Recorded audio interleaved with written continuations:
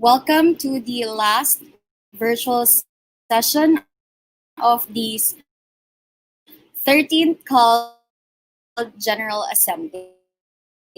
I am Audrey Frias, called Program Officer, and I'm here to introduce the moderator for our closing session. Our moderator is Vice President and former Secretary General of Liberal International Affairs in the government, the President, Global Council of Europe, the Organization for Security and Cooperation Europe, as well as the Friedrich Naumann Foundation for Freedom. Our moderator is a lot of things, an expert on geopolitics, political strategy, and communications. But among others, he is a true ally of democracy, a longtime friend of CALD, and a proud member of our liberal family. Ladies and gentlemen, our moderator, Emil Kirjas. Mabuhay Pilipinas! Good morning to everybody, and let me greet you in all the languages that CALT has members. So, Sabadi, Thailand, Sostay in Cambodia, Hello in Malaysia and Indonesia, Ni Hao in Taiwan, Singapore, Hong Kong, Konnichiwa in Japan, San U in Mongolia, and Hello Myanmar. May I also say in the languages bonjour and buenos dias to everybody who is following this closing session of the 13th CALT General Assembly. It is a great privilege to be with you this morning, to share with you the opportunity to talk about something that is extremely important, talk about the future strategies about defending liberal democracy, something that is at heart of the work of the Council of Asian Liberals and Democrats, but also the heart of the work of the liberals worldwide. This panel comes after a week of exciting sessions that CALT has organized virtually online for its members, but for the first time also democratically for everybody to follow, thanks to the new technology.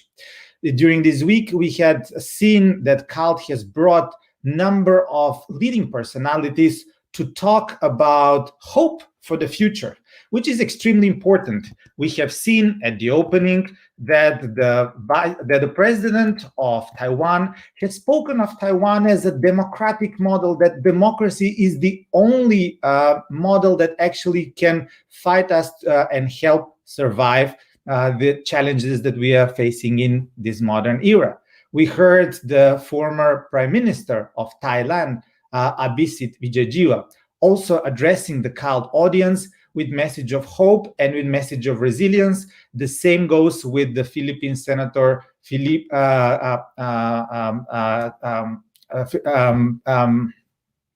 Kaliningan, as well as the Democratic leader from Hong Kong, the former leader of the Democrats, Emily Lau.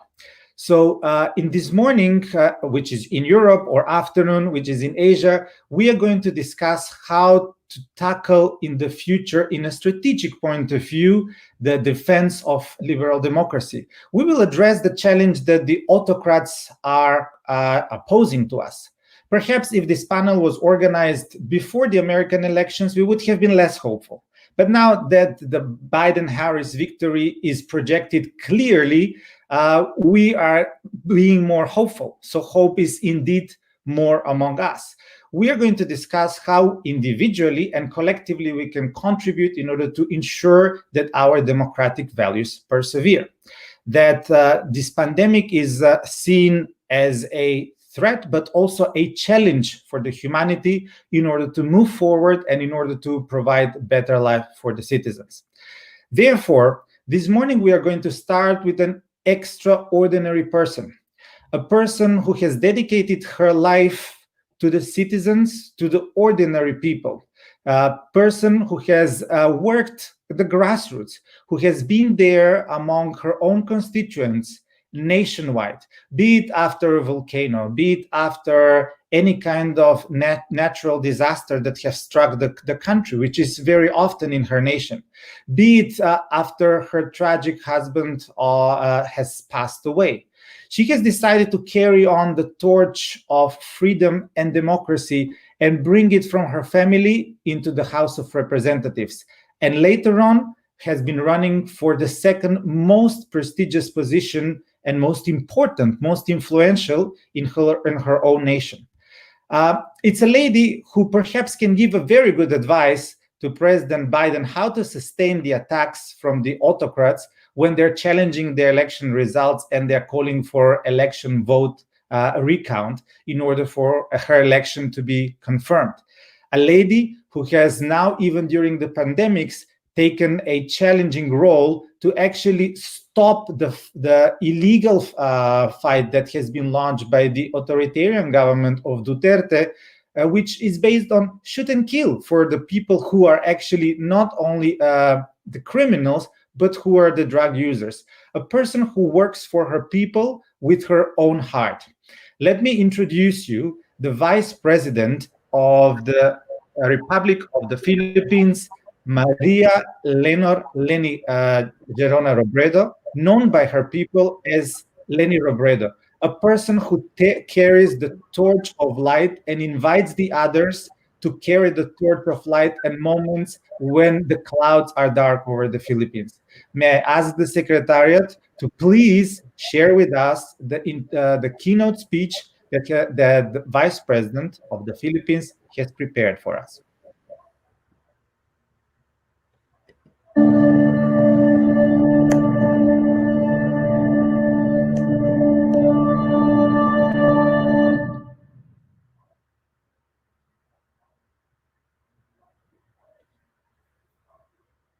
Greetings to all the representatives of member parties and partners of CALD, and to everyone joining us for this closing panel of the 13th CALD General Assembly.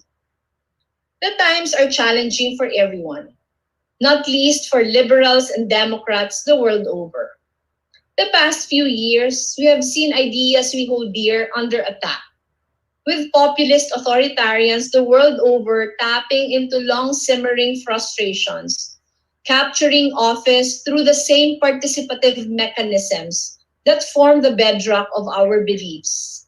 We see the rise of right-wing parties and characters not only in the Philippines and the Global South, but curiously even for other more advanced democracies in the West.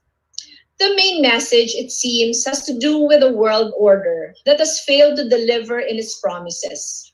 The diagnosis and prescriptions may be different, but the main thesis is that this world order, liberal and democratic in its processes, has given rise to new dangers, bred widespread inequality, and allowed the powerful few to hoard vast riches while leaving everyone on the dust.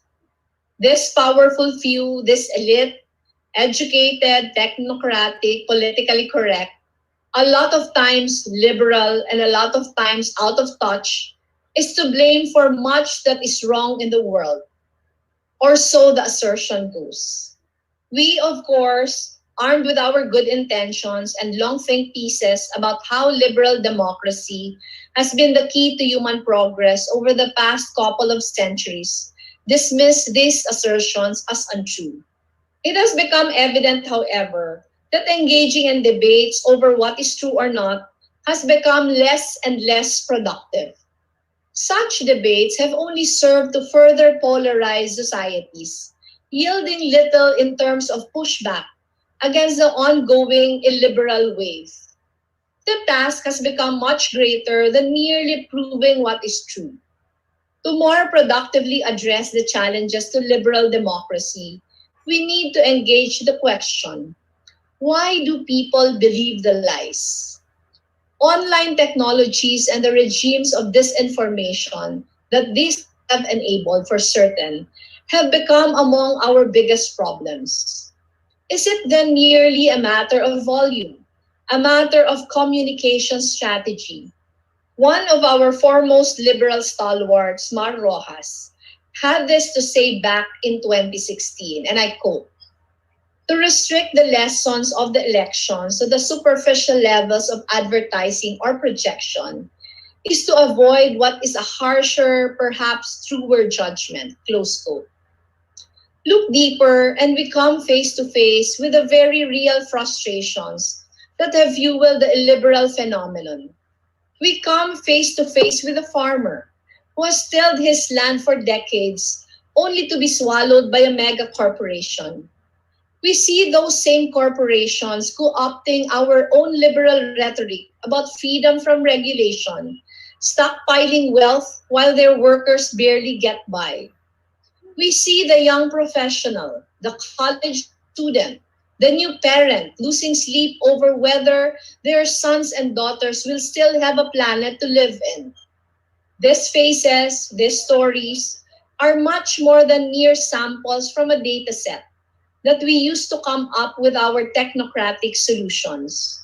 They are the lifeblood that runs through those very solutions.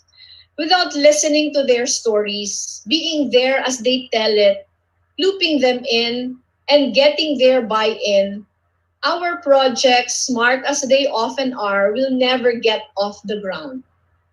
Conversely, the more that the people are looped in, the more they recognize that we are all in this together, then the more galvanized they become.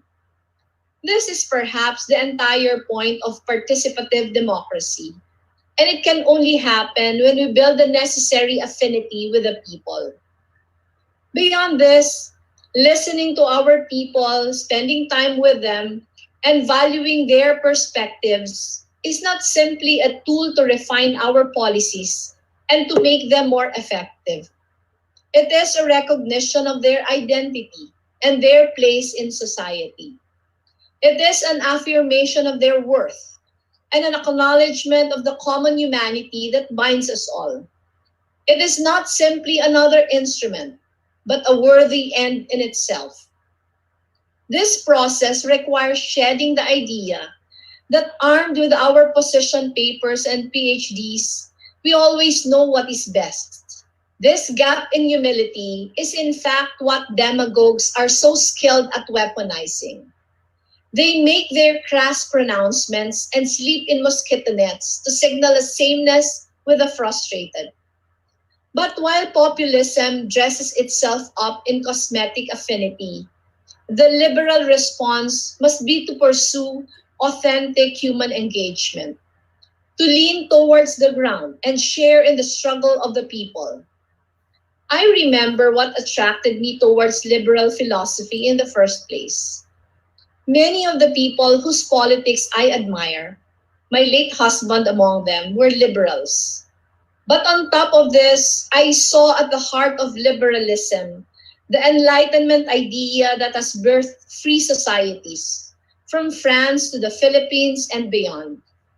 The idea that every individual has dignity. With this dignity comes rights, and with rights upheld, then individual agency and freedom can be responsibly exercised. Recognizing the dignity of the individual means that every death due to COVID-19, every parent who lost a child, every family burdened with hospital bills, every coastal community ravaged by storm, everyone has a story worth listening to. These stories, these frustrations, anxieties, and fears have been simmering even before the time of the pandemic.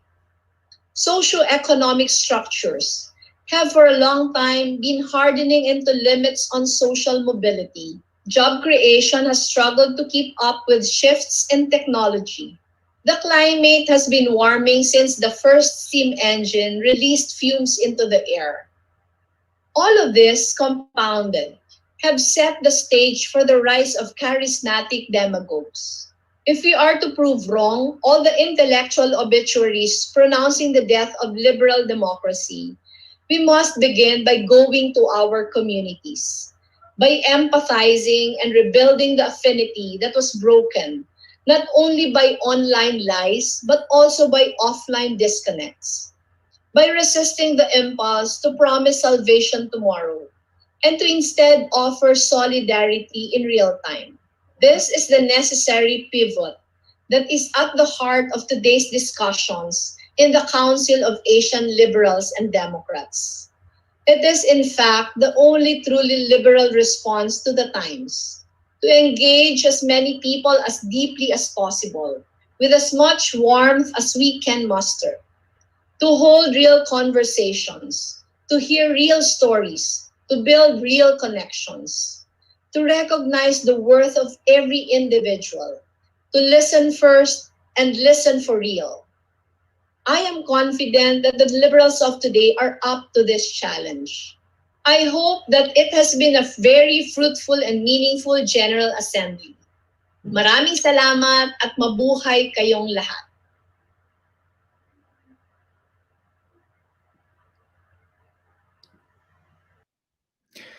Wholehearted gratitude to the keynote speech of Vice President of the Republic of Philippines, Leni Robredo, who has yet again given us an inspiration to understand what I would say, and I would take as a key message from her speech, is that everyone's story is worth listening to.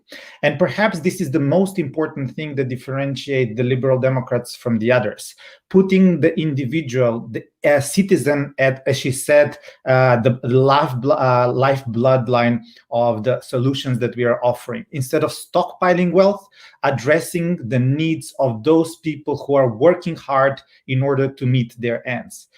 She said that the world has often failed to deliver products, but that we are in this together. And the way to address the matters is to be compassionate, to engage in participative democracy, to recognize the identity and the worth of every single person, to avoid the gap in humility, and to pursue authentic human engagement with the people. What an inspiring way to start the CALD 13th General Assembly with the Vice President of the Philippines, Leni Robredo. Ladies and gentlemen, dear friends, it is an honor that we are going to continue this discussion this morning with an extraordinary panel, extraordinary lineup of world leaders in the liberal democratic field who have, with their example, showed how significant the implications are of the work that the Liberal Democrats are doing, who have shown in their field and in their work that actually democracy can provide better results for the citizens than the authoritarian regimes. We have seen that in a number of cases in Asia, in Europe, in Africa, that the Democrats are the ones who, even though offer solutions that are not as simple as the populists are saying, still are to the benefit in the long term for their own citizens.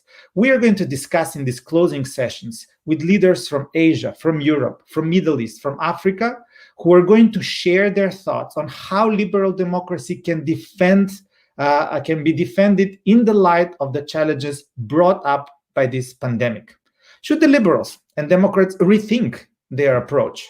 Or the strategies after post-COVID-19 should be something new? We are going to have a debate in the next hour and a half with 5 distinguished speakers.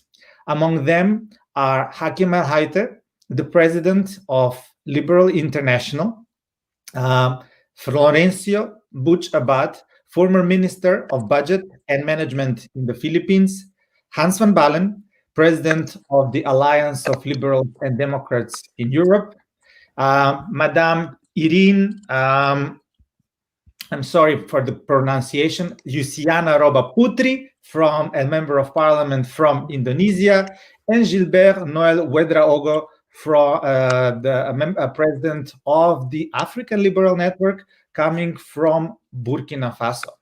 I know that everybody is impatient to listen to the speakers and not to me. So allow me to start the discussion and this presentation this morning with Hakim El Hayter. Hakim El Hayter is a champion of liberalism in the world. Not only that she is the second lady to run the Liberal International, but she is the first actually that comes from the region of North Africa and the Middle East, the first African lady. She's a person who is very well known in the international world, having championed places like the United Nations, where in 2015 she was one of the persons who was co-authoring the Paris Climate Accords. And then the year later, she was in her own country, in Morocco, in Marrakesh, hosting the following COP, discussing how to put in place the Paris Peace Accords. Therefore, she has been declared champion of climate change in the world. But more importantly, she is champion of all the liberals and Democrats around the world since the election in the Congress already 2 years ago. Hakima, it gives me indeed a distinct pleasure to present you this morning and to ask you a question. Did the world really change with the pandemics? I remember your speech when you were elected as president of Liberal International 2 years ago in Dakar, in Senegal, where you numbered a good reasons for us to be motivated because the challenges are big.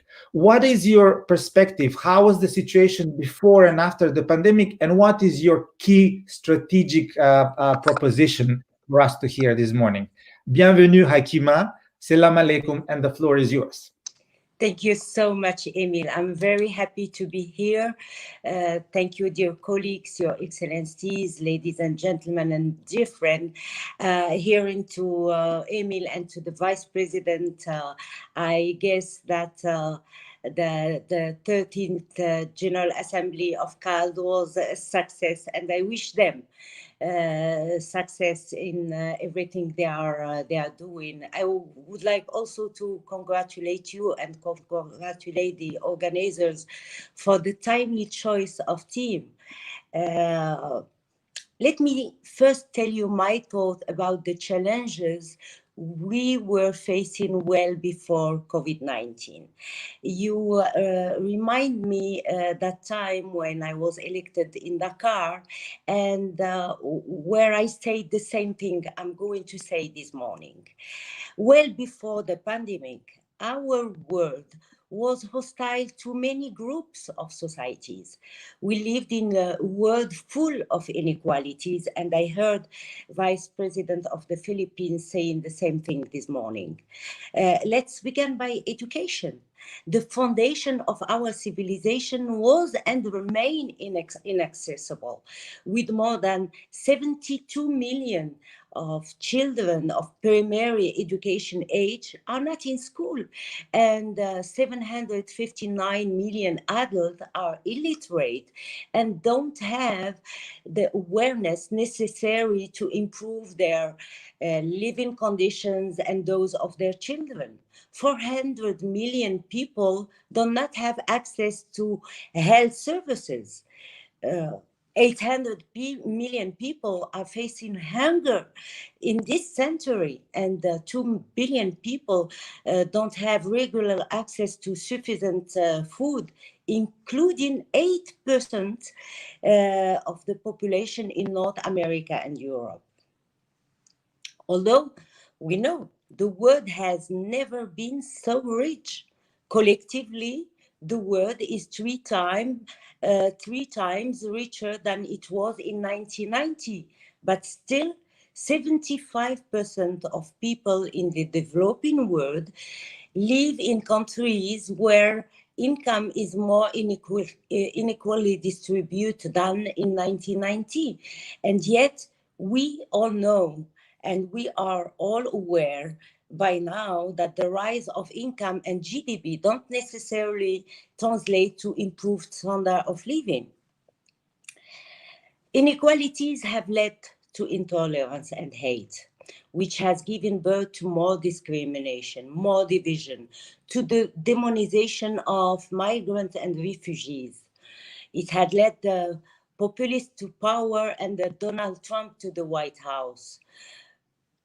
Walls were built, international treaties were questioned, populists undermined our multilateral order and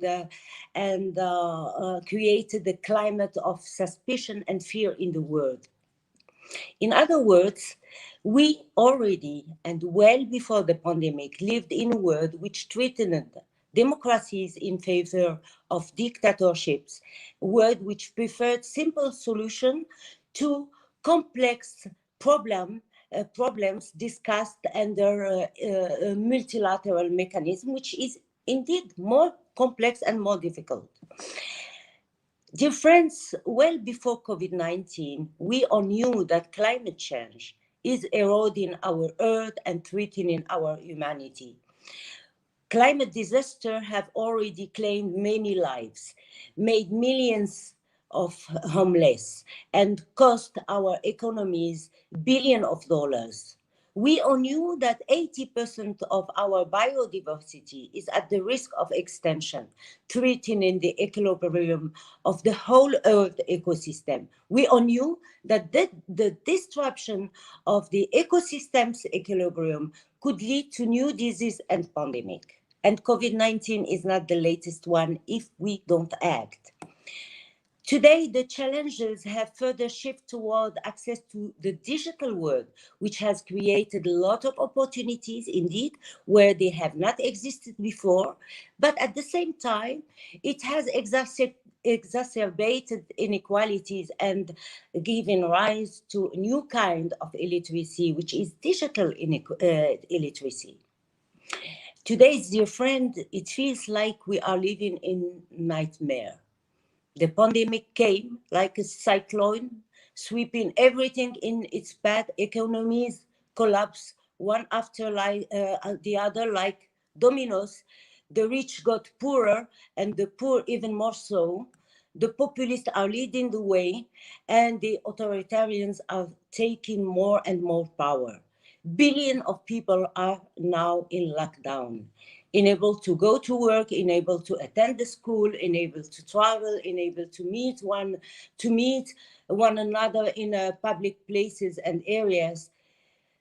People around the world are suffering desperate conditions, struggling at home, in care homes and intensive care units, dying of the same cause, separated from their loved one in their hours of need. Today, unfortunately, every expression of physical loving kindness and compassion could bring illness and death. This pandemic has shown us how vulnerable we are and how vulnerable we were, how dependent we are in our independence, how borderless the world is. It proved how wrong we were with our priorities and choices. It seems that before the pandemic, we were blind to the weakness of the world we lived in.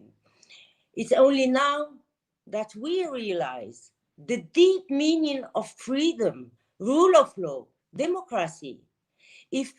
It's only now that we realize that healthy nations facilitate healthy economies, that education and innovation are not an alternative, but the only way to progress and sustain.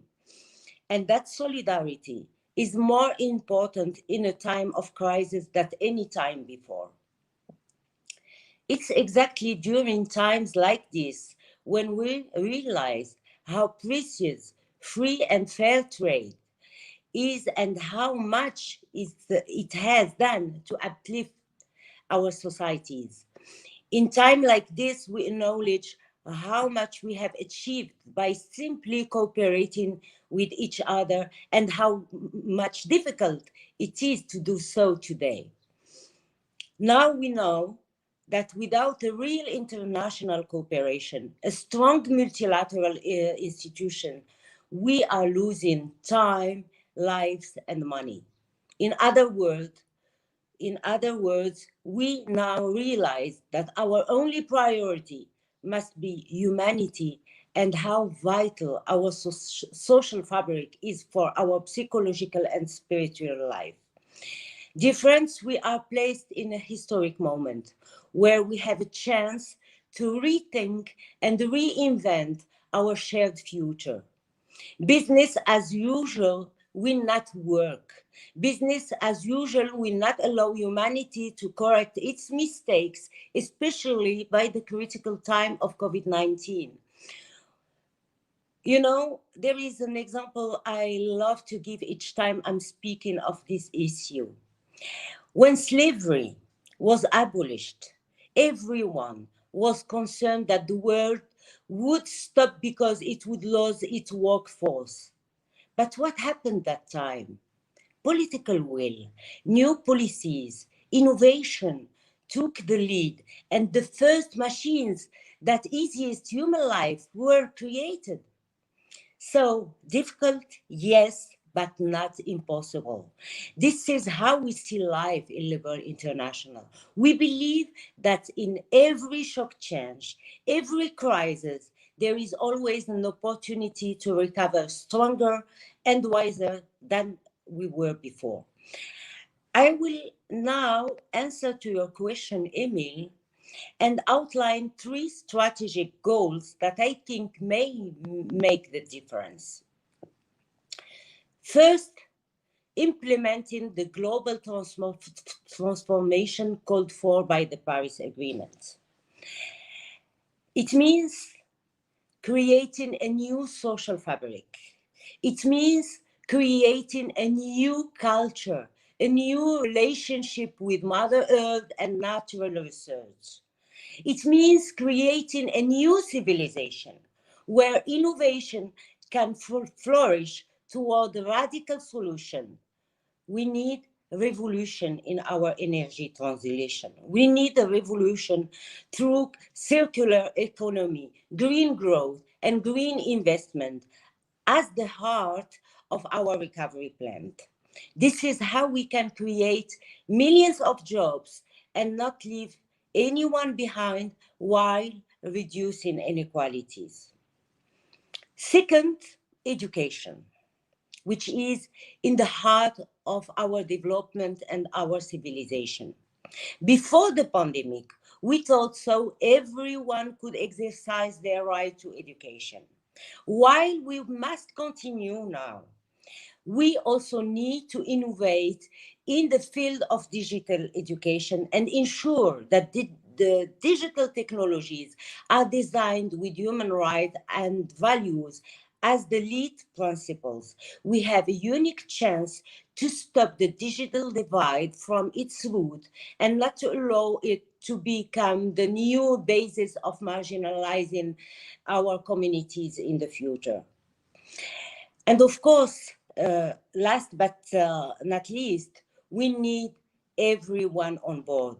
Let us all, with our actions, serve as a testimony to the world that through political movement and engagement, we can disrupt the regular modus operandi and make this world a better place to live in. We must rebuild the liberal commitment, which will not only hold populists off across the world, but defeat them.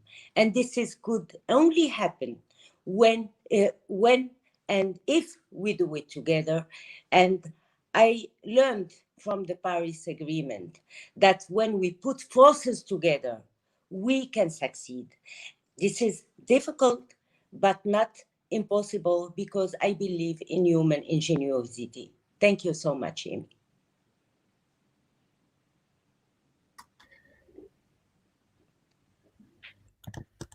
Thank you. Yeah, Hakima, thank you very much for really inspiring us this morning. It was wonderful to hear you, although I would have been even happier to see you in person to understand how compassionate you are when you're talking about these matters, how important the challenges are that you have underlined 2 years ago in Dakar and that you're bringing up today about climate diversity, about education, about the digital divide that we live in. And I will take from you something very important that you have mentioned this morning, is that we cannot continue with business as usual because it doesn't work. And that we need to put everybody on board because, as you said, our priority is the humanity. A very important message for the liberals, for the Democrats, for everybody around the world to understand that we need to connect with the citizens. Thank you very much, Hakima. And now I have the pleasure to move to the next speaker, which is Florencio Buch Abad. a person who has dedicated his life to political service, who has already in 1987 been elected for the first time in the House of Representatives in the Philippines and re-elected a couple of consecutive times. He served first in 2005 as a secretary, or what we would call in the rest of the world, Minister for Education in the government of the Philippines. He continued and dedicated his political life in his party and for the people. And from 2010 until 2016, he had a key role in the Philippine government as a secretary of the Department of Budget and Management of the Finances. Florencio Butrabad is very well known among the liberal colleagues around the world because he himself has chaired from 1999 until 2004 the Council of Asian Liberals and Democrats, the very general assembly that we are presiding of, the organization that at that time was at birth and today is very strong. So, Butch, good afternoon to you in Manila.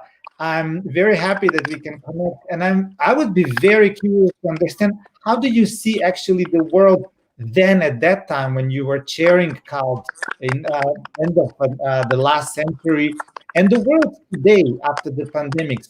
What kind of lessons have we learned from the past, and what is the message that we are taking for the future? Butch, the floor is yours. Thank you, Emil, and good afternoon. And perhaps I should add, since this is an international panel, good evening and good morning, as the case may be, to everyone. I would like first to thank CALD for the opportunity to address you in this closing panel of the 13th General Assembly. I would like to speak about the state of democracy in the region where I come from, which is Southeast Asia, and how the global pandemic crisis has impacted on it. Even before COVID-19 virus hit China early this year, democracy in the region has taken an illiberal turn, with 7 of its 11 countries under varying degrees of autocratic rule. In its 2 biggest countries and democracies, Indonesia and the Philippines, democracy hangs in the balance. Indonesia, which for 2 decades was a shining example of a thriving democracy, has recently begun to shed its democratic credibility. Critics are harassed and intimidated, and the powers of its Anti-Corruption Commission undermined. President Jokowi's political rival, Prabowo Subianto, past commander of the dreaded Special Forces during the late dictator Suharto's time, has joined his government into the cabinet as Secretary of Defense. On the other hand, the Philippines, under the elected populist Rodrigo Duterte, best exemplifies the regime described by democracy expert Larry Diamond as a country moving along the path of democratic recession, where democracy is undermined in stages, but does not necessarily lead to a full-fledged autocracy. And I may add, certainly not for lack of trying.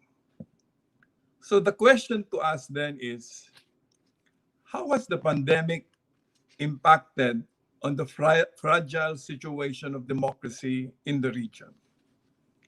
My short answer is this. While it is possible that other factors may have contributed in Southeast Asia's democratic decline and the rise of illiberal populists, it is likely that the global pandemic has exacerbated this illiberal turn and helped authoritarian regimes tighten their grip on power. Let me briefly explain. The global pandemic has brought forth conditions that furthered the erosion of democratic norms and institutions and deepened autocratic dominance. I will mention three. For one, the emergency situation necessarily placed the executive branch of government and its chief executive at the front and center of the response to the crisis. On top of that, the demand for expanded powers under an emergency situation could not be denied as part of a legitimate and necessary response to an unexpected public health crisis of a global proportion. One consequence has been a weakened system of checks and balances in governance.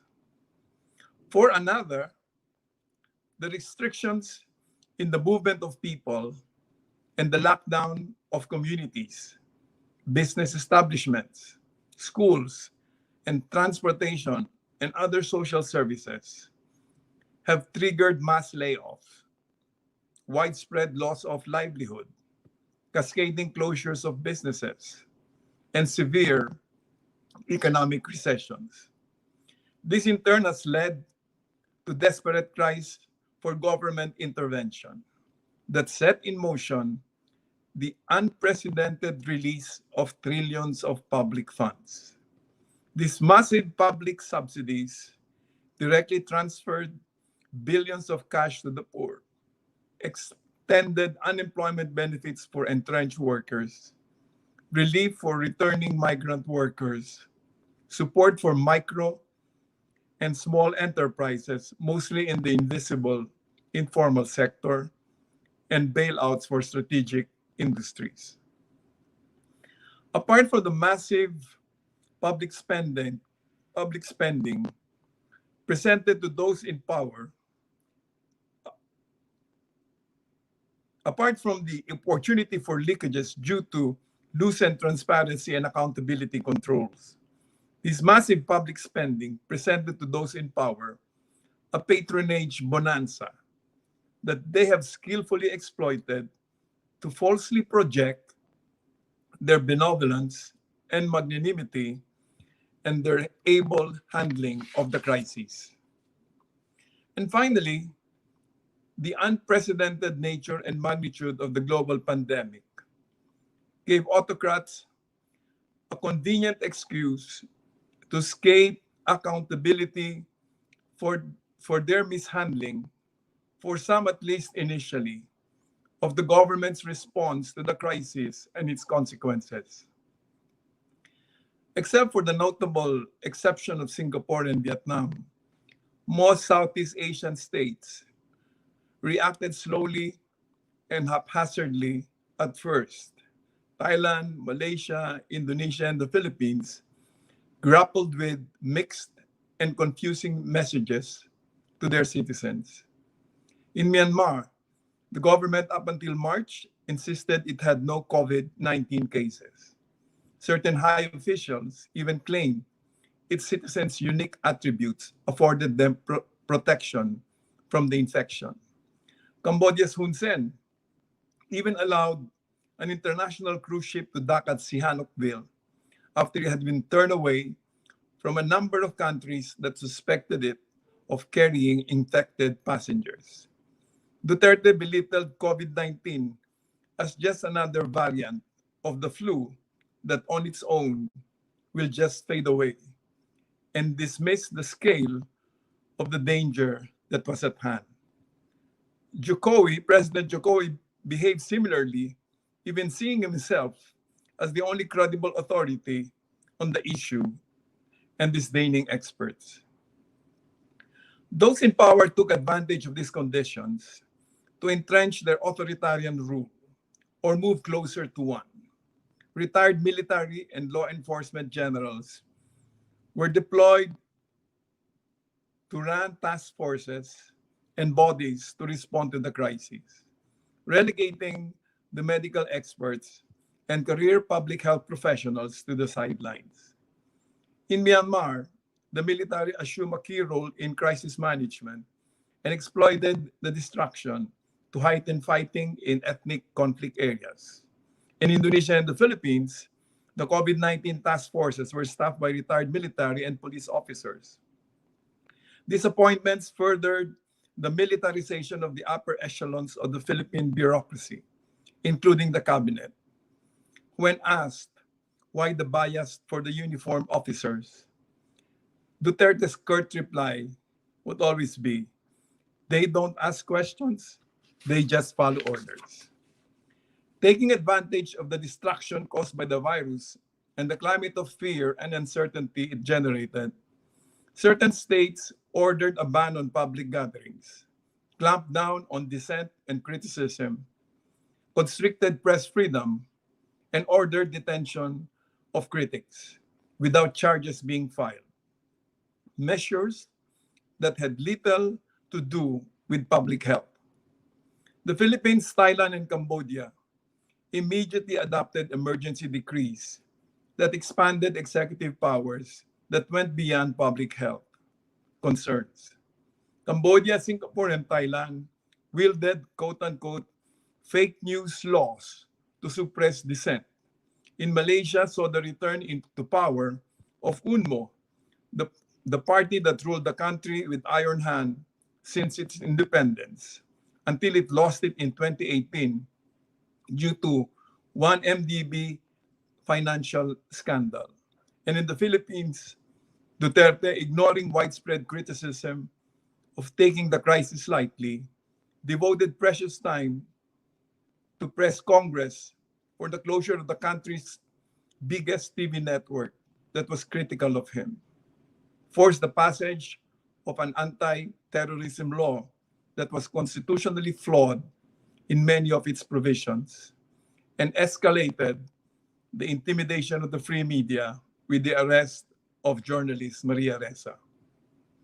And finally, these conditions enabled those in power to eliminate, co-opt, weaken, or divide the political opposition by deploying patronage, sharing power, or through harassment, intimidation, divide and rule tactics, and outright arrests and banning of political parties. Thailand's military rulers used the courts to dissolve political parties and filed harassment cases against opposition figures. In Indonesia, the opposition was reduced to a loose coalition of small parties when Subianto joined the Jokowi cabinet as defense minister. In Malaysia, the recently ousted opposition coalition, Pakatan Harapan, which booted out the autocratic UNO, is riven by leadership disputes. In Cambodia, Hun Sen arrested and forced into exile. Abroad, several members of the main opposition party, the Cambodian National Rescue Party, which was declared illegal and banned. The Philippines became the petri dish for the weaponization of social media platforms through a formidable army of trolls to spread false narratives and fake news about the true state of the public health situation and the economy, and to harass and intimidate into submission opposition leaders and any critic of the president and his administration. His most vociferous critic, Liberal Senator Laila de Lima, has been suffering in jail for almost 4 years for trumped-up drug-related charges. Faced with more entrenched authoritarian regimes and much weakened, if not a co-opted or silenced opposition, democracy activists in the region see little prospects for democratic revival in the short and perhaps even in the medium term.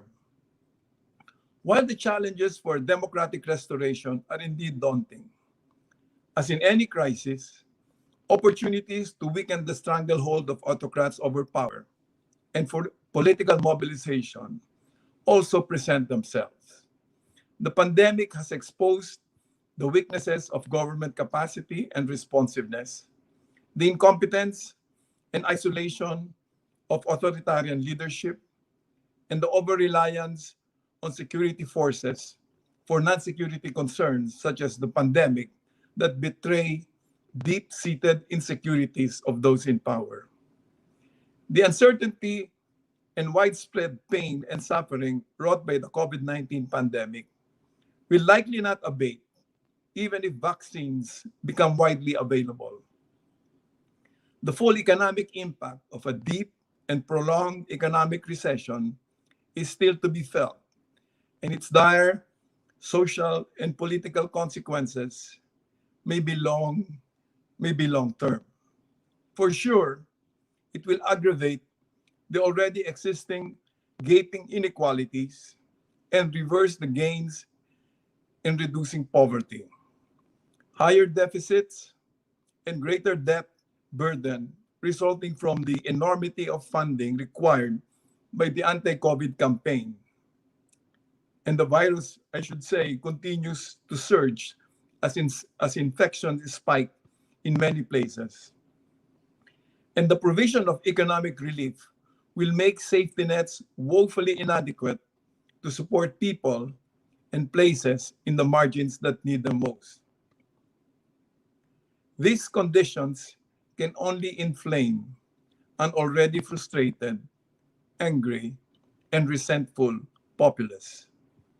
The protracted and massive student-led demonstrations in Thailand bear watching, while its excellent public health and medical system enabled it to deal decisively with the pandemic, despite initial fumbling by its military overlords. Thailand's inability to address its large numbers of poor people has brought out people to protest in the streets. These protesters have been so emboldened that they have even crossed the red line by questioning the privilege and prerogatives of the royalty. If there is anything that the Thai students are showing to us, it is, as The Economist puts it, one of the inherent strengths of the democratic way of life. It is something that people always strive for. Thank you. Thank you very much. I was just taking note, Secretary Butch, of your last words. I appreciate very much that you had given us an overview of the reality that the Asian region lives in today. You have spoken how fragile actually the situation of democracy in the region was before the pandemic, and how much it was exacerbated by the plague that has taken the whole world by surprise since March this year.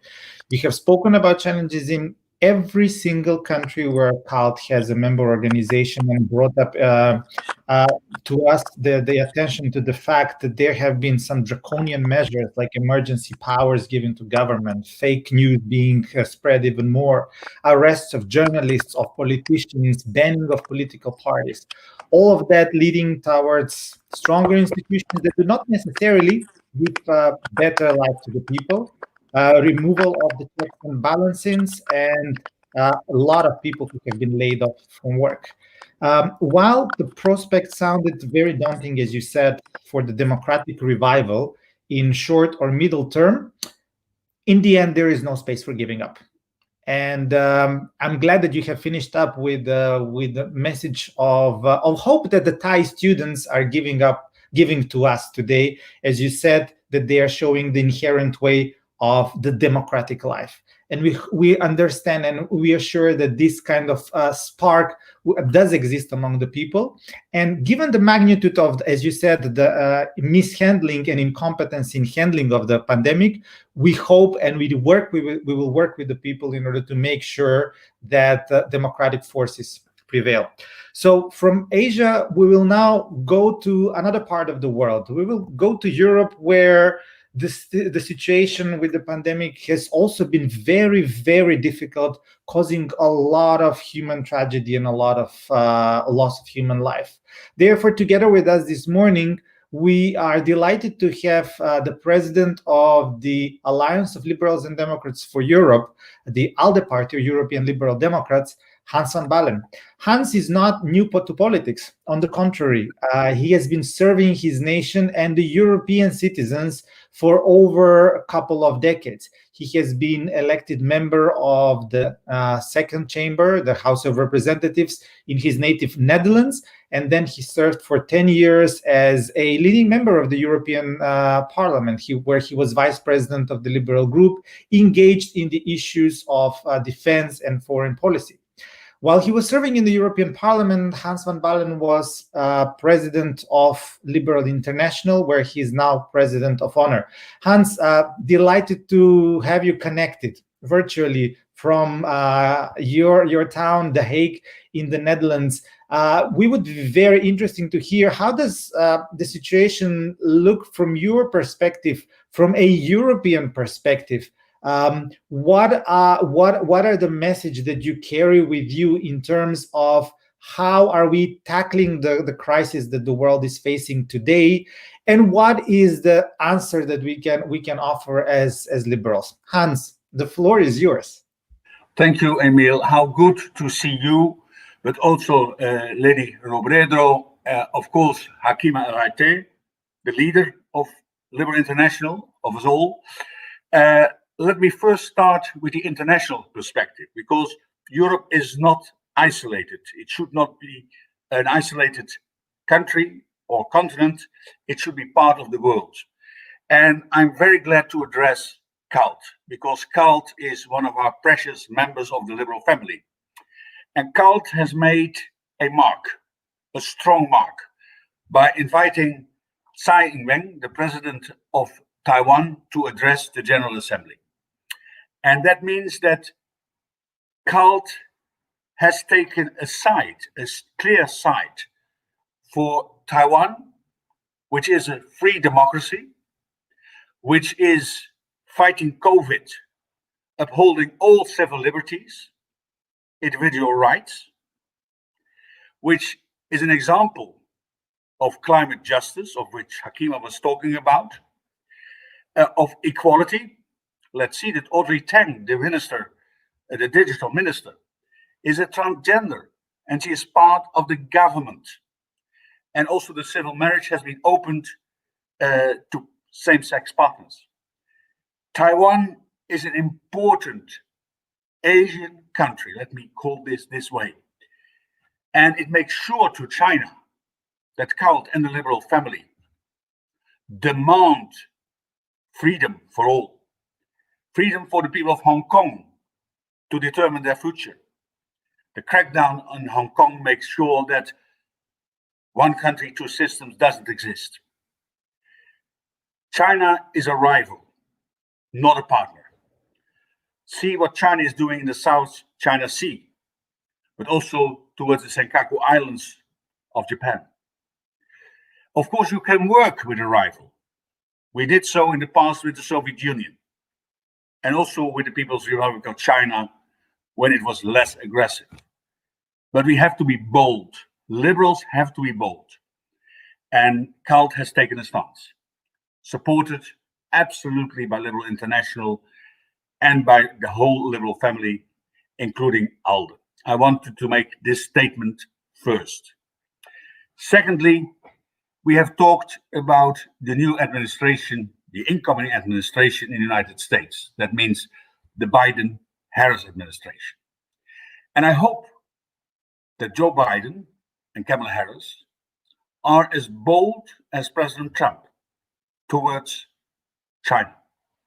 I'm not a friend of Trump, not at all. He is not a Democrat in no way. He's not like Duterte, of course. But Trump is not one of us, not part of this liberal family. But let us be honest. Biden-Harris, this new administration, of course, gives hope towards climate justice, the rule of law, international cooperation.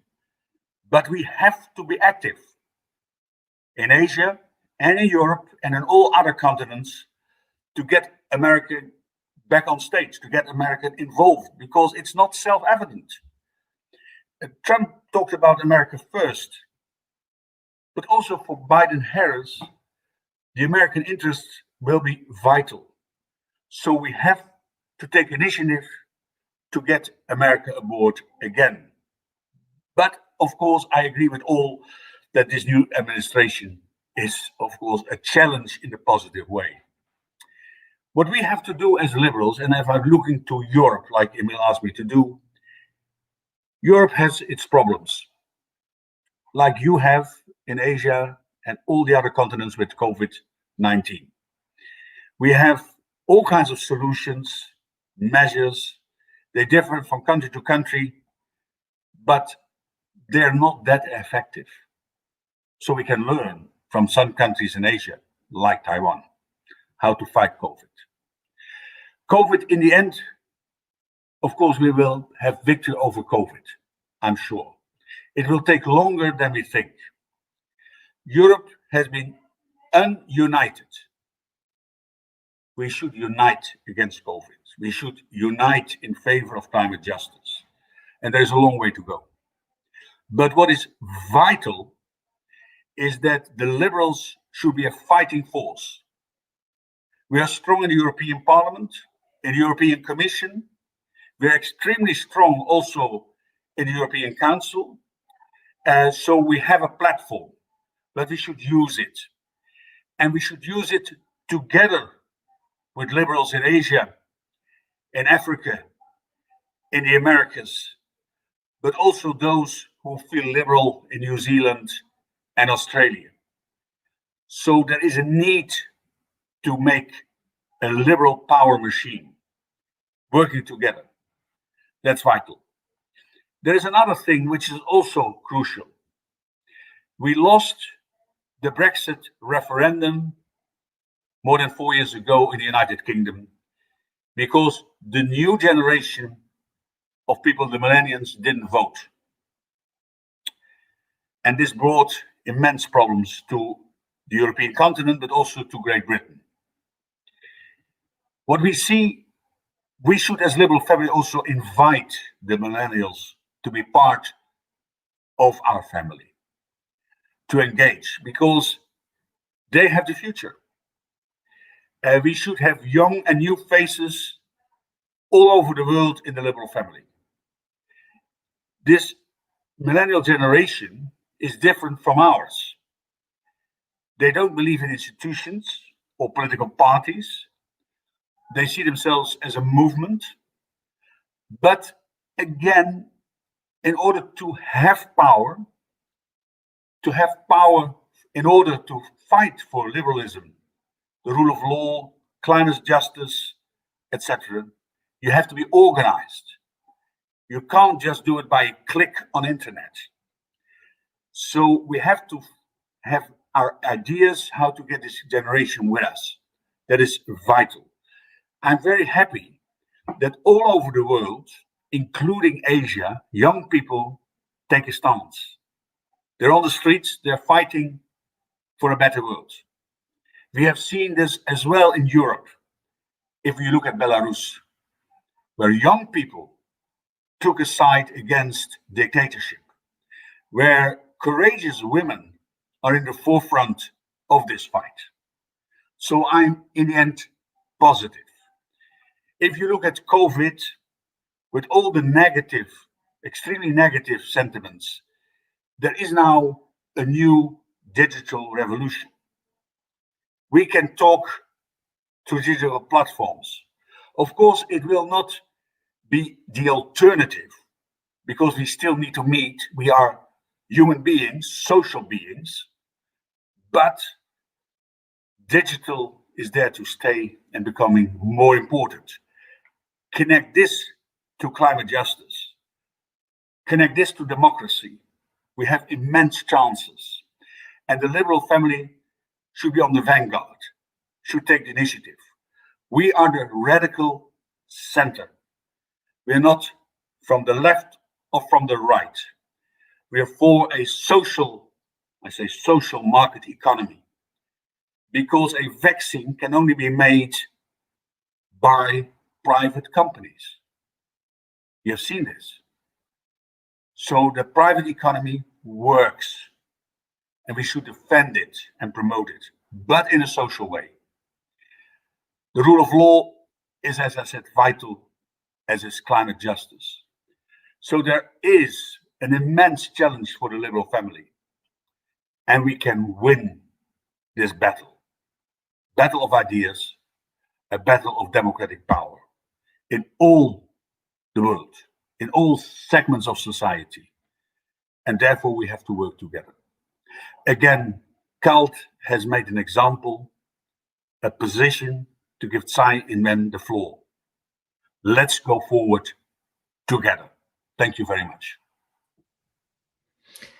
Thank you very much, Hans, for this empowering message that you have brought with us this European morning or Asian afternoon. It is very important what you have said, that we are in this world together. And what was really wonderful to hear is that we are not there for the Europeans to give examples to the rest of the world, but as you have pointed out, the Europeans can learn a lot and can learn from Asia, from the case of Taiwan, for example, how to handle in a good way the pandemics, because this is far from over.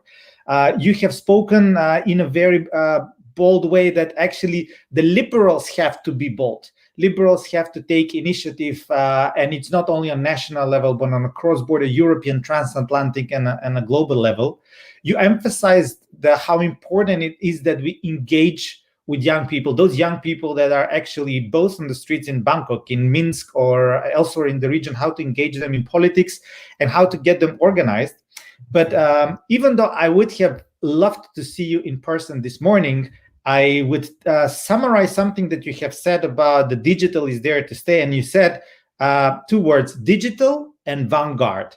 Let's make sure that the liberals are actually the digital vanguard and stay in this together. Having said that, we're digitally moving now from Europe back to Asia, where I'm very glad to have together with us Irine Yusana Robaputri, a member of the Parliament of Indonesia. She is a member of the Indonesian Democratic Party of Struggle, and she has been serving in the parliament as a coordinator for the Committee for Interparliamentary Cooperation. She's in her party, she used to be the Secretary for Public Affairs Central Board, and executive. She was also executive member of the CALD Youth. She's not new to this organization. She has been representing the party in various occasions, and I'm very delighted that Irine is together with us this afternoon. It's already 4 p.m., I believe, in Jakarta, to bring us the perspective and encourage us about looking for solutions on how to defend liberal democratic values. Irine, the floor is yours. Yeah, thank you, Emil. Good afternoon from Indonesia. Ladies and gentlemen, it is a great honor for me to be here and speak on behalf of Indonesian Democratic Party of Struggle. Today's pandemic reveals underlying challenges faced by liberal democracy that have been present over the last 2 decades. This democratic setback has been driven by a range of factors, such as economic inequality, which is a very important one, political partisanship, and society's depending polarization. To make matters worse, the algorithm of social media has amplified fragmentation of discourse. As one of the consequences, many people are losing their trust in democracy, science, expert, credible source, and turn to populism, authoritarianism, and conspiracy theories. In Indonesia, as could be seen in other parts of the world as well, there are people who think that coronavirus is not real, that the government is lying or cannot be trusted, and scientists and experts are no longer seen as reliable figures. The tendency is not an isolated issue because, as numerous studies show, it is closely related with the social, economic, and political problem. Based on our observation and knowledge and discussion with my fellow liberal Democrats in Indonesia, I humbly propose this recommendation to address the above-mentioned challenges. Firstly, to maintain and strengthen people's confidence in expert researchers and science in general. In this era of social media and digital information, which Tom Nichols said, it brought the death of expertise. We have to bring back the autonomy and strength of science, research, and expertise. And this effort has to begin at early stages when young people are still at school. Yes, there have been teachings and lessons about politics, citizenship, and science, but teachers have to emphasize about the importance of science and research and how people should be able to differentiate trusted from untrusted sources. Well-informed claims and unfounded claims, as this ability is an important skill for them to navigate digital information. That is paramount because, as we've seen in many instances across the world, when people lost their trust in expert and science, it is very easy for them to lose trust in democracy and turn to populism, authoritarianism, and conspiracy theories.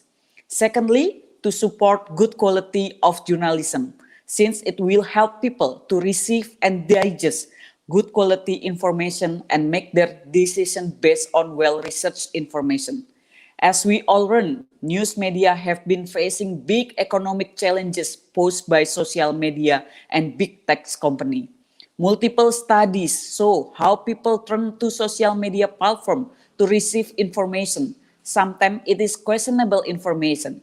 Therefore, news media have to be competitive and need support from government, parliament, and other stakeholders who believe in the fourth pillar of democracy. Thirdly, the quality of government capacity to effectively implement policies, especially regarding effort to overcome economic inequality. We have acknowledged that economic inequality and massive poverty will only bring social exclusion. So it is urgent for government and political parties to put more effort and multidimensional approach toward fairness in the distribution of economic assets and income. Fourthly, the ability of political parties to better listen and respond to people's needs and aspiration. In addition to economic issues, people tend to trust figures who they think represent their values and identities. Sometimes we politicians believe we really understand our constituents, things we've taken for granted, while in reality the people we represent are constantly changing. When there are disruption in technology and daily life, it is likely that people's desire and inclination change too. In this sense, we have to be adaptive as well, finding creative ways to learn more about the people we represent. Last but not least, women empowerment, especially in politics. Women have been marginalized from public decision making for way too long. Women in government and parliament are underrepresented in most, if not all, countries worldwide. This is unacceptable since about half of country's population is women. If this continues, the public policy and budget will always be biased against women. Where women in fact have enormous potential to drive the economy, especially in lower middle income families. It is true that today's female parliamentarians at a historic high, but parties must do more. We can no longer do business as usual, as a study in Indonesia shows how women, especially poor women, are suffering more due to this pandemic, putting them at profound risk of health and economic disadvantages. That is not to mention how women carry the burden of unpaid work, including caregiving due to the persistent gender inequality in Indonesia society and segregation in the labor market. A study in the US also shows similar finding, where improvement in the gender inequality in the workplace may be another casualty of the coronavirus, as a woman find their place in the work more at risk. Ladies and gentlemen, it is my sincere hope that our discussion today and on the previous days could bring useful insight that we all could share with the fellow liberal Democrat in our home country. I thank you. Thank you very much, Irene, for being so concrete and so determined in sharing your 5 points and 5 suggestions on what has to be done. Because as you said, you're very right to say that the people are losing trust in democracy. And if we continue this fragmentation of the society and do not address the economic equality, as you said, then we are going to have people completely lose trust in the governance. Therefore, it is indeed important that we empower people to be digitally literate and understand what is wrong information from good information, how to be how to post questionable information to the government, that the quality of government needs to be implementable, that the parties need to listen to the people. That was actually one of the questions that I saw in the forum that was asked. So you directly addressed it. We need, as liberals, to listen to the people, because you said people trust figures that represent them, where they associate. And you could not be more right. Gender inequality is really, really a danger these days with the pandemic, as if we have not reached a dangerous point in the past by inequality, and we have to work much more. So thank you very much for being, for sharing with us with a smile, even though the times are challenging, these 5 recommendations. From Jakarta, we are going to move now to Ouagadougou in Africa, to the capital of Burkina Faso, where in February this year, the General Assembly of the Africa Liberal Network took place under the leadership of Gilbert Noel Ouedraogo, a person who has been involved all his life in the politics of his country. Gilbert has been actively involved in his parliamentary role, serving in the parliament of his country, but also in the parliament of Pan-African Parliament and in the parliament of the Economic Community of the West African states. Gilbert, even at a younger age, was having an important, significant contribution to his government and to the leadership in his country. He has served as a minister of a number of matters, be it social action and national solidarity, transport, post, and even of digital economy. He leads the party ADF-RDA, and he is joining us only a couple of days after an exhausting couple-of-month campaign for the presidential elections. So, Gilbert, please join us in this debate. Give us the African perspective. We are in this world together, and without Africa, the world is not rich enough, not rich in culture, not rich in ideas, not rich in potential. So please, the floor is yours, dear Gilbert. Thank you, Emil. Good evening or good morning, everybody. Thanks, Carl, for the opportunity. I want to talk about defending liberal democracy, a strategic guide to the future.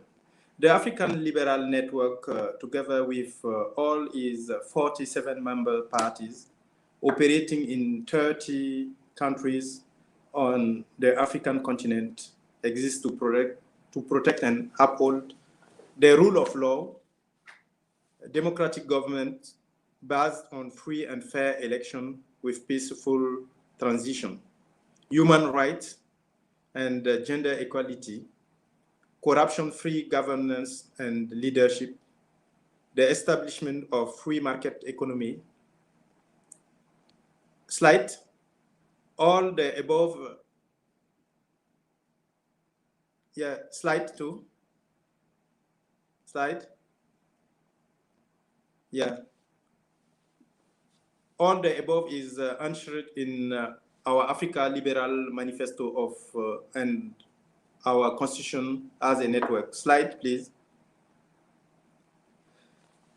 Such, the network support the defense of liberal democracy through consolidating the mass mobilization of like-minded political parties, civil societies, organizations, advocates of human rights, and individuals who are ambassadors of democracy, capacitating and training member parties, like we have achieved with the strategic partner, like VVD, D66, the Liberal Democrat, and the Freedom Neumann Foundation for Africa.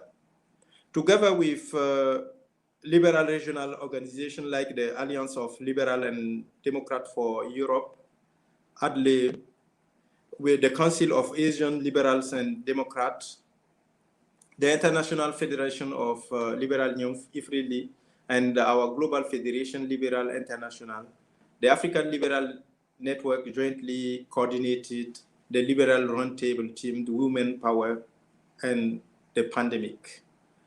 Our effort culminated to the launch of the Women in Political Parties Index and Report, compiled by Liberal International and the National Democratic Institute. We aim to expand on this milestone with the support of LI President Dr. Hakima El-Hayat, as she has generously committed to support Africa as the lead ambassador of our African Liberal Women Empowerment Program. Slide. With experts from Africa, our strategic partner, and the global liberal family, we are strengthening our constitution and our manifesto, looking at exactly the lessons we have learned during the COVID-19 pandemic outbreak. Top of the agenda being the safeguard of human rights, access to reliable medical health care, and access to credible information and knowledge through the internet. Freedom of association, freedom of expression, and freedom of the independent media are critically in the defense of liberal democracy. We certainly observe the relevance of this principle in Cote d'Ivoire, Burkina Faso, Mozambique, Zimbabwe, Uganda, Tanzania, Nigeria, Mali, and Ethiopia in the most recent few months. Slide. Slide. Should liberal and democratic in Africa rethink the priority and change the strategy in the post-COVID-19 world? Liberal are innovative and progressive. We are the leaders with objective foresight. We are clear on the right path in terms of priorities which are aimed at developing the lives of our citizens and rules of our nation. We ought to refine our strategies pertaining to totalitarianism, dictatorships, and brutal regimes. We ought to consolidate our allies as such together with VVD, D66, and the Friedrich Naumann Foundation for Africa. The Africa Liberal Network is preparing to document an handbook team initiating, monitoring, and managing coalition partners. Slide. We are extremely proud of the most recent victory of our friend, member party and friends from the Seychelles, whom after 6 consecutive campaigns in election have secured the governance of the state with the support of coalition partners under the capable leadership of President Wavel Ramkalawan. Slide. Thanks to platforms like these arranged by our PA, the Council of Asian Liberals and Democrats, CALD, we are confident of the future and of this world as we collaborated to strengthen democracy with like-minded, innovative progressives. Congratulations to the former CALD President Isiao Bir Hakim and to the incumbent President, my dear colleague and peer, Francis Kiko Pangilinan, for leading with your executive committee and secretariat, just an example and exuberant network as the Council of Asian Liberal and Democrat, CALD. Thank you, Emile, and thank you all of you. Merci, Gilbert. Thank you very much for this insightful presentation. You do have a challenging job because you said that Africa, we take Africa as a continent, but Africa is huge. Africa is big. And you said that you are working together with parties across Africa in 30 countries. That's not easy to bring together and to actually represent. You reminded us that how important it is that we work with people, that we empower women, that we work in strategic partnership, and that we should never forget that freedom of association, expression, and media is the very foundation, the very core of what we are doing. I liked very much what you said. We need to be innovative and progressive, and we should never forget that in our policies. We need to be clear on our priorities, as you said. We need to develop strategies to fight totalitarianism, authoritarianism, dictatorships, the same tendencies that Butch has spoken about Asia. And you're actually answering something in advance that was in the comments, that the allies should stick together. Good that you mentioned that we should never give up. And as you said, the example of Seychelles, of Wawel Ramkalawan, is extremely important. After 6 consecutive tries this year, congratulations to all of you in Africa. He managed to be re-elected. And indeed, it is an inspiring thing that we need to follow. You mentioned a couple of times something that is very important. We need to work together, also not only with political parties, but also with other allies who are think tanks and organizations who mean the world to the liberal family. And you mentioned the Friedrich Naumann Foundation. So I want to use the opportunity to thank them for all the work that they're doing everywhere in order to support liberal democracy. And in particular, I want to greet Moritz Kleine-Brochow, who is the regional director for Friedrich Naumann Foundation in Southeast Asia, who in his comments greeted all of you, said hi to everybody. So I needed to acknowledge the Moritz, who is watching us from Bangkok this afternoon for him, as well as to the Vice President of Liberal International on the Bureau, Kia Sitharamporn, Member of Parliament, who is also sending his greetings from Bangkok. So thank you very much to all of you for your contributions. I believe Hakima needs to disconnect because she already had to start another meeting. So I thank her most heartfelt in a heartfelt way for her contribution. And I believe we can now use the opportunity to have a discussion, also bring some important segments that are brought from the audience. Hans mentioned something that is very important and that is extremely relevant for everybody in the region of Southeast Asia, but also globally. That is the role and how to handle China. So there is a question that there is a liberal concern in contemporary times across regions about the rise of a more aggressive China. The question is, do you think the defense of liberal democracy can gain ground even if China would remain its current assertive state? Hakima, I know that you must excuse yourself. I'm not sure you can even answer this. Just wanted to thank you very much again for being together with us. But if you want to comment, you're more than welcome. If not, I mean, question of the assertiveness and aggressiveness of China. Can we really defend liberal democracy if China remains like this? Butch, what do you think? As Hans has already mentioned, his view.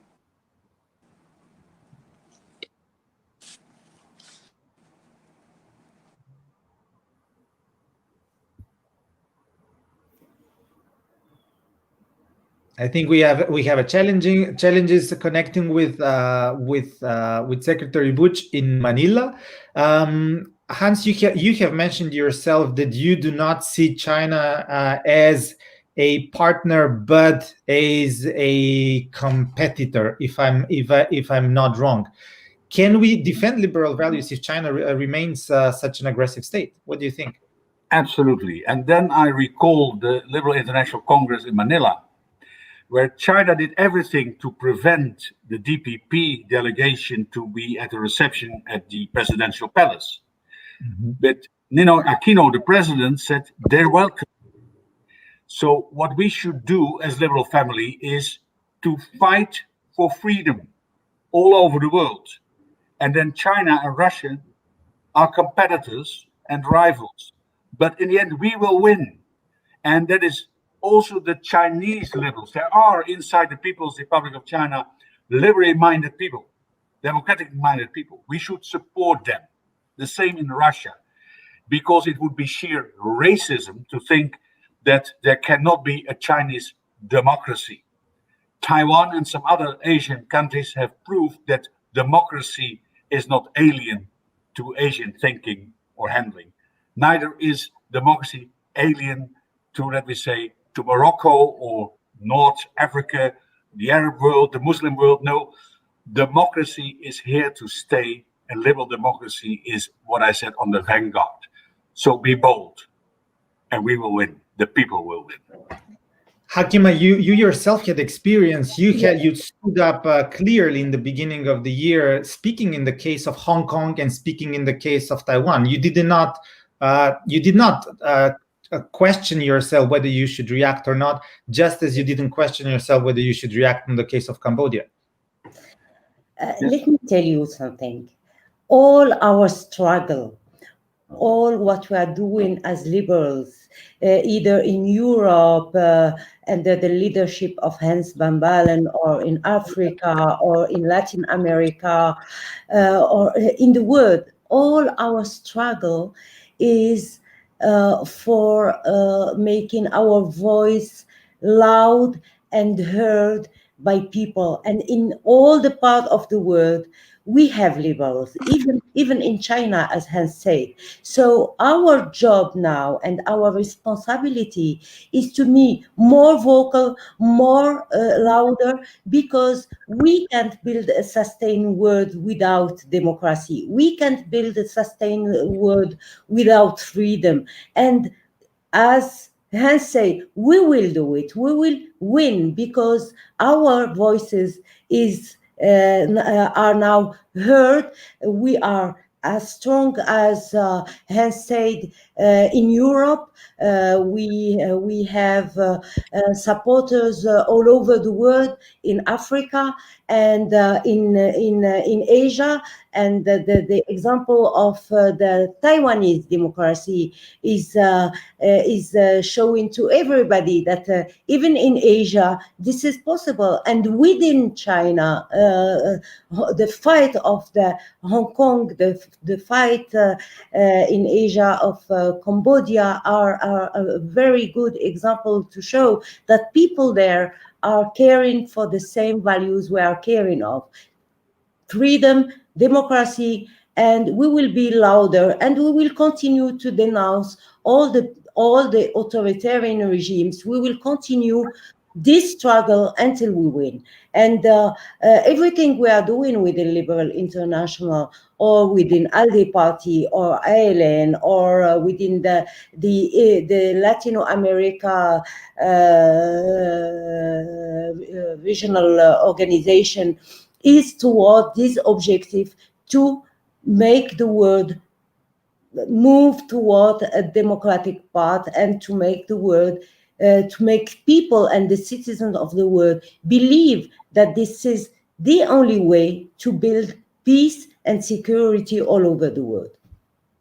Thank you, Hakima. And Butch, welcome back. You disconnected for a bit.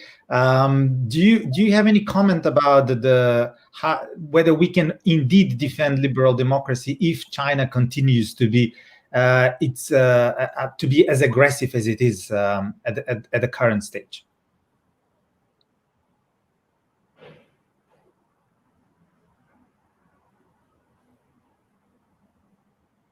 It's vulnerable to the aggression that China has been displaying in terms of annexing territories and supporting authoritarian regimes.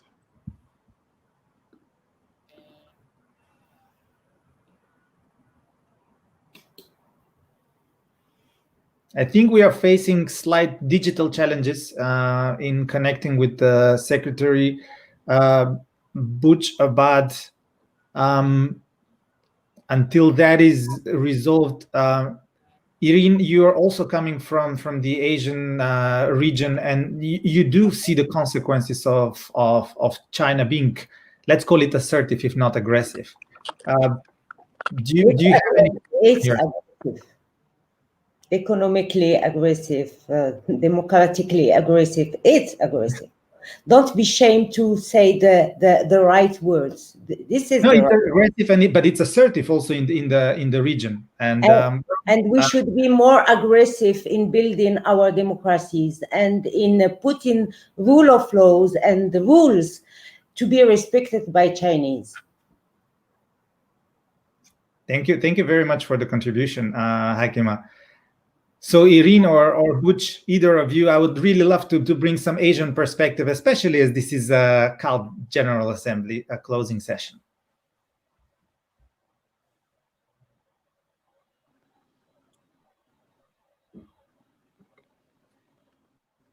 Okay, Butch, we have you back, and then we go to Irene.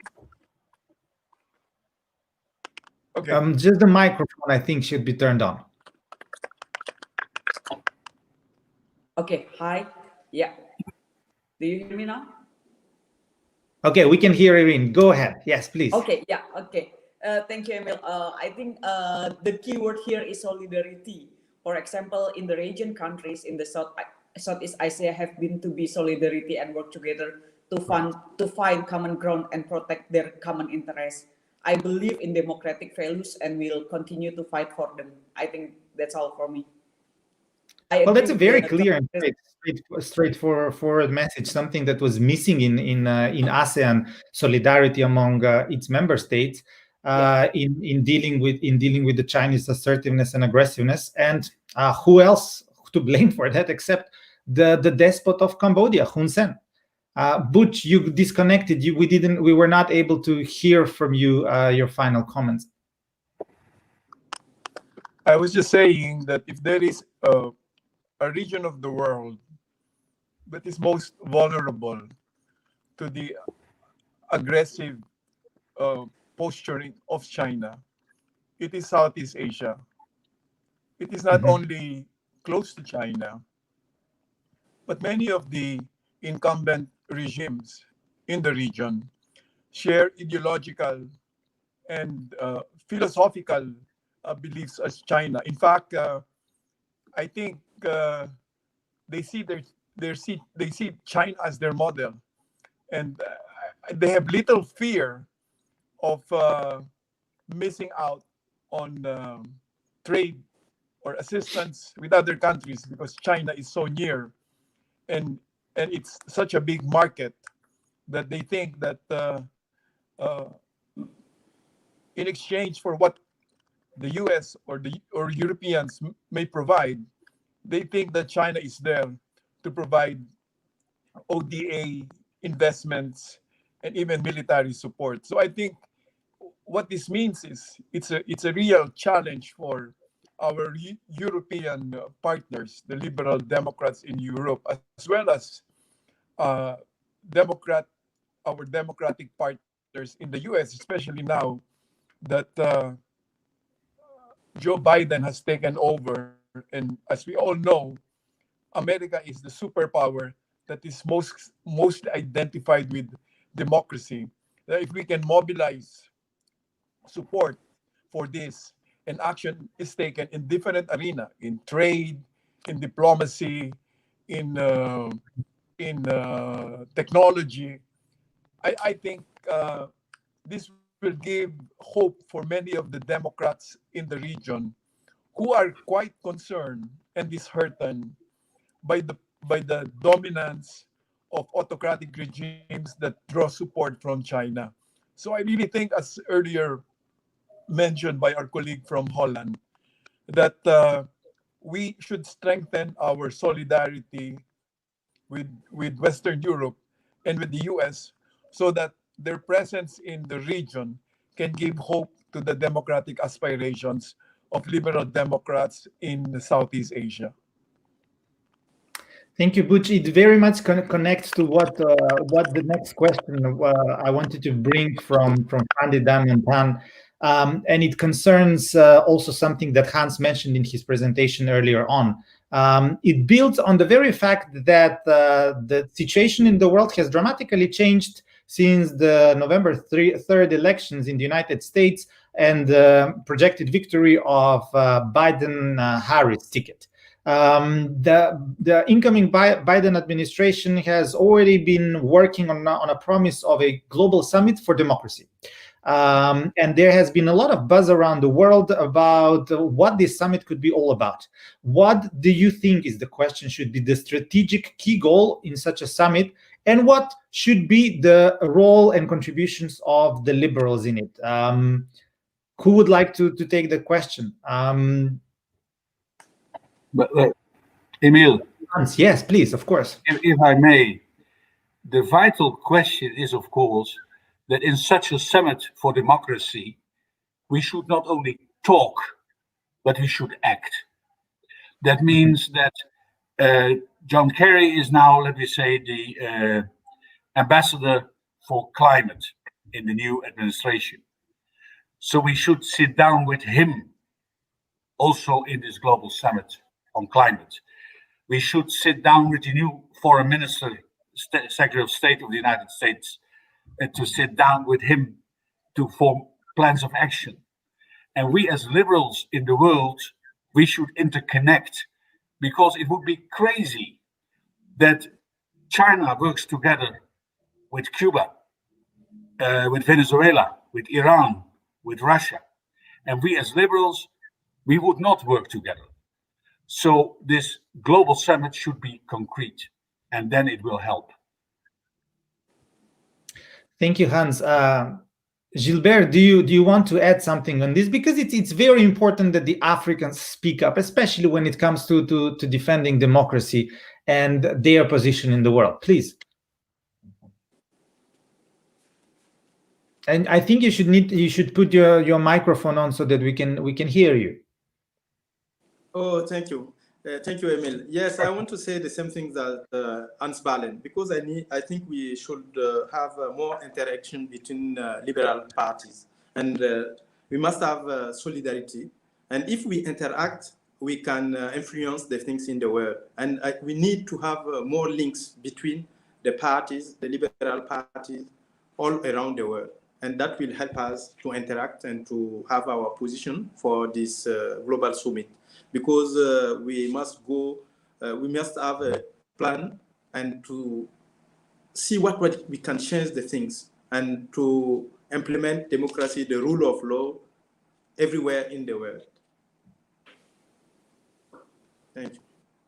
This is very, very good suggestion. Perhaps it's something that can be taken up by CALD and by Liberal International in terms of how are the liberals going to prepare themselves for this global summit for democracy, not only in terms of what the governments are going to say, but what we are going to demand from that. Buj, Irene, do you have something to add to this? I just want to say that I agree with Hans. We should not only talk, but we should act together.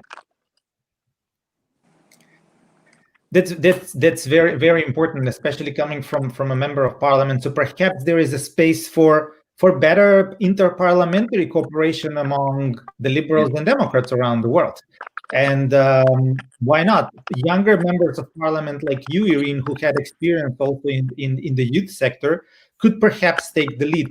It's very good when in this kind of global events like this Global Summit for Democracy, it's not the Americans or the Europeans who take the lead, but it's the Asians, the Africans, and the Latin Americans. That would be the exceptional beauty of it.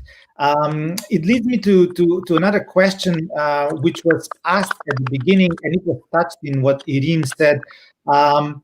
Do you think it was asked by Sen Memburong from Cambodia?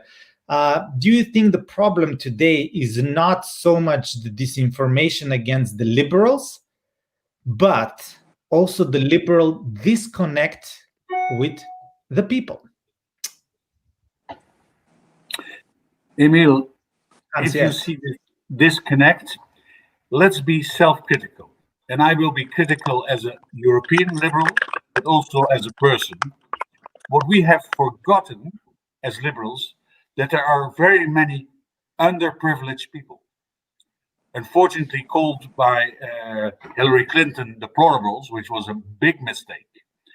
So we forgot that in the Rust Belt of the United States, there are people who don't feel represented. But even in a rich country like the Netherlands, my country, Holland, I have forgotten that even there, a lot of people are not being part of society.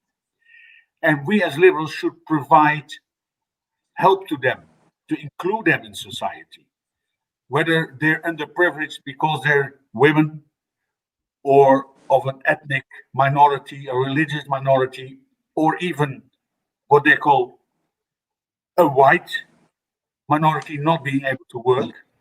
We have forgotten them. And therefore, I say the worst thing is to be politically correct. No, we see a lot of problems in the world, and we should offer solutions and connect indeed to the people. And the people should not have an alternative on the extreme right or the extreme left. Again, what I said, we are the radical center for every citizen. Emil, Thank you, Hans. Butch, do you have something to add? Yes, of course, please. Emil? Well, Yes. you know, one of the reasons that populist leaders have come into the political scene is the fact that they see them, you know, people, young people, aggrieved people, see them as outsiders who eschew the status quo, political correctness, the elite, government, or anything that identifies with the status quo. And I think traditional political parties are also seen that way. Though I think that's why it's also important for politicians and political parties to renew themselves so that they are actually seen, especially by those who have been marginalized, those who have suffered from poverty, the young people who are idealistic. They're also seen as representing their interests and not representing the interests of the status quo. And it's a great challenge because it's going to be very difficult, you know, to root a party on youth movements, on communities, to be able to explain to these constituencies, you know, what does a renewed globalization mean? What is a globalization that serves people in the margins?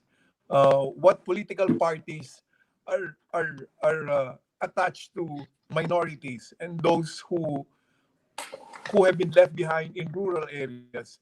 I think these are the messages that we hear from people who have turned their backs on traditional political parties, and therefore the responsibility of political parties of renewing themselves according to this aspirations of young people, of poor people, of people left behind, should be upmost in the minds of leaders of the liberal democratic movement. If, as as was asked later on, how do we establish or reconnect with the people who ultimately, you know, can put us in power? Thank you, Butch. I mean, it very much resonates to what Vice President Leni Robredo said in her keynote address, that every story is worth listening to. And we need to remember that as people who are involved in politics or people who are working on creating policies for the people, that every story is indeed worth listening to, whether we like it or not. And what Irene said, that people trust figures that represent them. Irene, how do you work with your constituents in terms of them feeling that you indeed represent them, that you speak on their behalf, that you are their voice in the Parliament of Indonesia? Okay, how I represent them, how I make they feel that I represent them. The most important things that I speak with their language. So it's like, you know, we are as a young MP, sometimes we forget that we have to be represent the young people, and then we have to be more active to convey our needs. I mean the young needs. For example, like the senior in the parties maybe is a less understand about the technology that also bring challenge. So we have to speak in our language that what is the challenge and what is the opportunity to understand more about the technology. So like I mentioned that people feel how we people feel more we represent that represent them if we can identify their identity. So I think like in the parliament we have to be like more consider about what we as a MP can do related to the budget and also the overseeing and so on. To tell them have this kind of permanent engagement. And Gilbert, I can imagine that's the very same message that you would like to send. You just finished a campaign for elections, and they say in democracy the election campaign, the elections are the crown of the democratic process. But it should not be from elections to elections that we connect to people and talk to people. So I guess what you are planning now is to continue the engagement that you had with your own electorate in Burkina Faso, right? Yes. Yes, we need to continue the engagement. And during the campaign, we went everywhere in the country and we talked with our militant and we talked with all the people. And we need to continue to discuss with them and to talk about liberal values. And the problem now in Africa is that for the election, it is a matter of money, not ideas. Sometimes the people are so poor and they need someone who can give them money. That is the problem. And we try to change the mind and to talk with them. But we need to have a program. And for me, I think for liberal to be empowered, we need to have cooperation with all the regional liberal organizations in order to have programs and to implement some development program for the people. That will help us to be more active in the country, and our message will go through these programs. If we talk and we don't have the real program with them and we don't do anything for them, it's very, very difficult. I think the problem with liberals in Africa is that. But we'll continue to engage with... It is, yes. It is a general challenge, I believe, around the world, where hungry people will look for food. They will not look for political discussions.